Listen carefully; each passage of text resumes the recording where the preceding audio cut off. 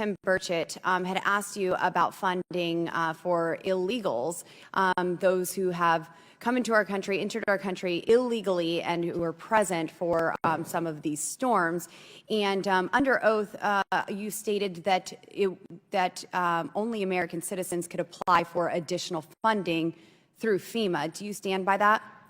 American citizens and eligible legal aliens can. Legal aliens, those who have come through the ports of entry legally and have their green card or anything else. Well, we have illegal aliens who have entered our country, and FEMA itself has reported $380 million in additional funding to communities receiving migrants. FEMA awards $110 million to the Emergency Food and Shelter Program to assist migrants. Another FEMA notification, Department of Homeland Security announces distribution of more than $77 million in congressional funding for communities receiving migrants. Politico says New York City to get $104.6 million from FEMA, and the list goes on and on. Even the embassy, the U.S. Embassy in El Salvador chimed in, and so I would say that there's quite a bit of money going towards illegal aliens. And Mr. Chairman, I would like to ask for this to be submitted into the record, these headlines here. Without objection to order. Thank you, Mr. Chairman. Now, Ms. Criswell, we've heard that Ms. Washington said that she's being used as a scapegoat, and I kind of lean to believe that, because here today we have this list of chain of commands. We have supervisors who are all around her, yet we can't point to any specific supervisor who is being held accountable here. We've heard that there's an investigation. We hear about investigations all the time. Ms. Criswell, I have people sit here in front of this committee and tell us all about investigations, and then we never receive any information from that. We have seen the devastation of American citizens who have been impacted by these hurricanes, and they want answers. So is Ms. Washington being used as a scapegoat for carrying out the directive to not go to homes with Trump signs? I received information on November 7th that there was an employee that had directed homes with Trump signs be avoided. And you terminated her, but are there others who are going to be held accountable? Now, let me ask you this. Okay, you have the investigation that's been asked of you.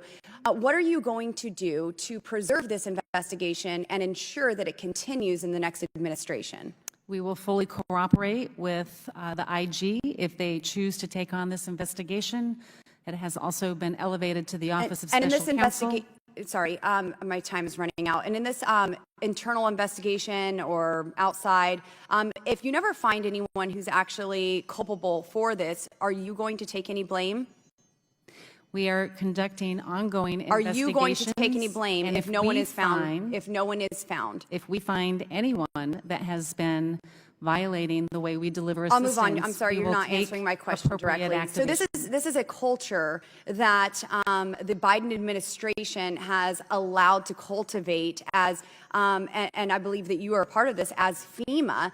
And I would hope that you would take responsibility for allowing your employees to discriminate those who they help based on politics, rather than just dismissing it on an investigation. Now, are there barriers within FEMA between public and private partnerships or relationships, or is FEMA only focused on blocking resources from Trump supporters? Can private citizens help in an emergency?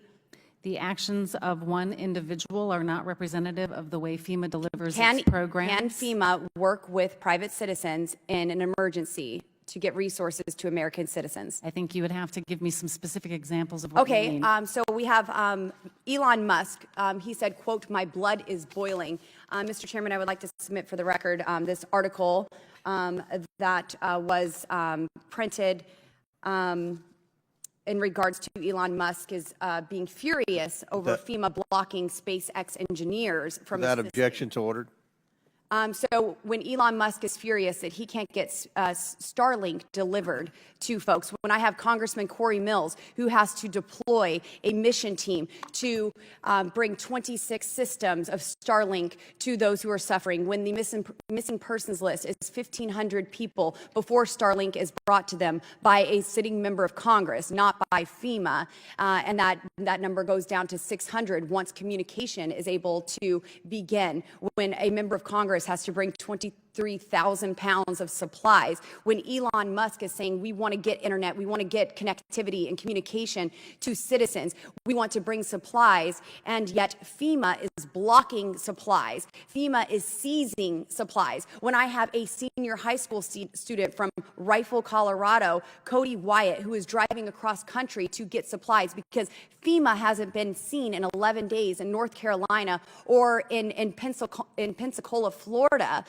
when they aren't present, can citizens help, or is FEMA going to continue to block private citizens and refuse to help those based on their political affiliation? FEMA has never blocked any assistance from moving around any of the states that were impacted. In fact, when Mr. Musk released that statement, we had over 70 Starlink satellite terminals in and around North Carolina, exceeding what he For had 11 already days, said. Congressman Corey Mills did not see a single FEMA representative or truck, and I have witnesses as well in Florida who did not see any help from FEMA for days. We I were would on like the there to ground be. before the disaster started.